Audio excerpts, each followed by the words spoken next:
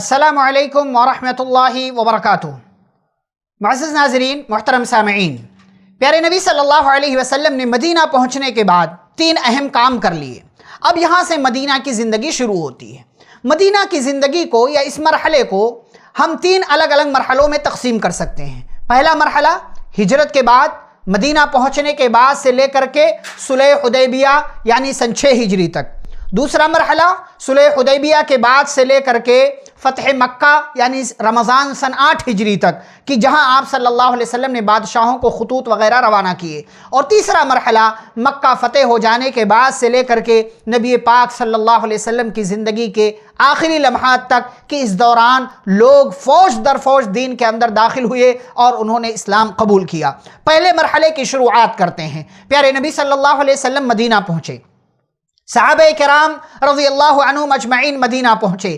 اب یہ سارا ماجرا، یہ ساری کیفیت، یہ سارے حالات دیکھ کر کے مکہ کے مشرکین، مکہ کے کفار پریشان رہتے تھے۔ ان کو کسی پل قرار نہیں تھا کہ ہمارے درمیان رہنے والے ہمارے اپنے لوگ ایک نیا دین اختیار کر کے مکہ سے مدینہ پہنچ گئے اور ہم ان کا کچھ نہیں بگاڑ سکے۔ مسلمانوں کی ہجرت سے بڑے فکر مند رہا کرتے تھے وہ لوگ، اور اسی لیے اسی فکر، اسی پریشانی اور اسی بے قراری کی وجہ سے وہ مسلمانوں کے مدینہ پہنچ جانے کے بعد بھی سکون سے نہیں بیٹھ سکے، اور پھر ان لوگوں نے عبداللہ بن ابی ابن سلول کے نام ایک خط روانہ کیا۔ اس خط کے اندر ان لوگوں نے پیغام دیا کہ لوگوں، آپ لوگوں نے ہمارے آدمی کو پناہ دے رکھی ہے، یعنی ہمارے یہاں کا رہنے والا وہ بندہ تھا، اس کو تم لوگوں نے جا کر کے مدینہ کے اندر پناہ دے رکھی ہے۔ عبداللہ بن ابی کو یہ خط ان لوگوں نے کیوں لکھا؟ کیونکہ عبداللہ بن ابی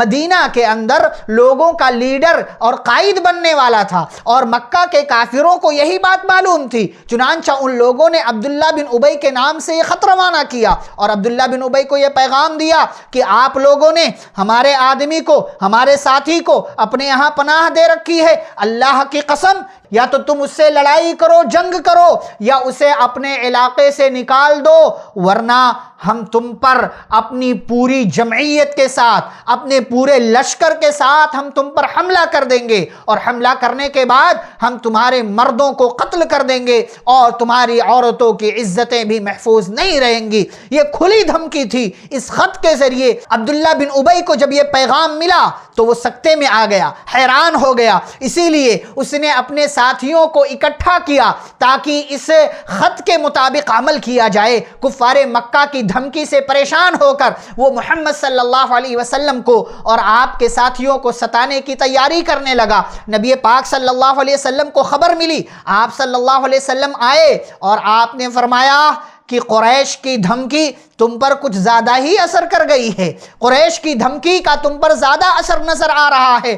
واللہ قریش تم کو اتنا نقصان نہیں پہنچا سکتے جتنا تم خود اپنی ذات کو نقصان پہنچانے کے لیے تیار بیٹھے ہوئے ہو۔ کیا تم اپنے بیٹوں کو، کیا تم اپنے بھائیوں کو اپنے ہاتھوں سے قتل کر دینا چاہتے ہو؟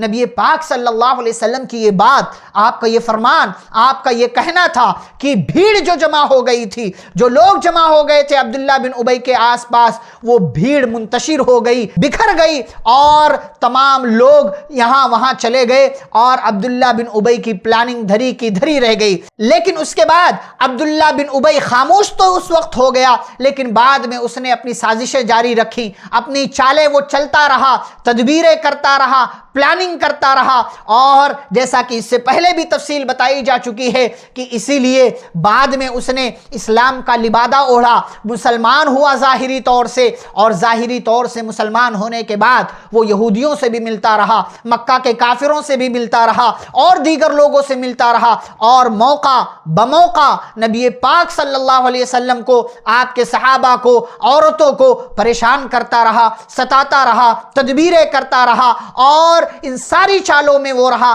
اسی لیے اس کا لقب رئیس المنافقین بنا۔ وہ مدینہ کے لوگوں کا رئیس تو نہیں بن سکا، لیکن اسے رئیس وہ بنا مگر منافقوں کا، ان لوگوں کا جو ہوتے کچھ اور ہیں، دکھاتے کچھ اور ہیں، کرتے کچھ اور ہیں۔ اور یہی وہ بندہ ہے کہ جس نے ام عائشہ رضی اللہ تعالی عنہ پر زنا کا الزام لگایا تھا، اور اسی کی وجہ سے نبی پاک صلی اللہ علیہ وسلم کو بہت دفعہ پریشانی برداشت کرنا پڑی، اور آپ صلی اللہ علیہ وسلم نے مگر ہر موقع سے اپنی حکمت عملی کے ذریعے مدینہ کو محفوظ رکھا، مسلمانوں کو محفوظ رکھا۔ اپنی بہترین پلاننگ، بہترین تدبیر کے ذریعے آپ صلی اللہ علیہ وسلم نے کفار مکہ کا بھی، منافقوں کا بھی، اور مدینہ کے یہودیوں کا بھی مقابلہ کیا۔ تفصیلات انشاءاللہ آگے آتی رہیں گی۔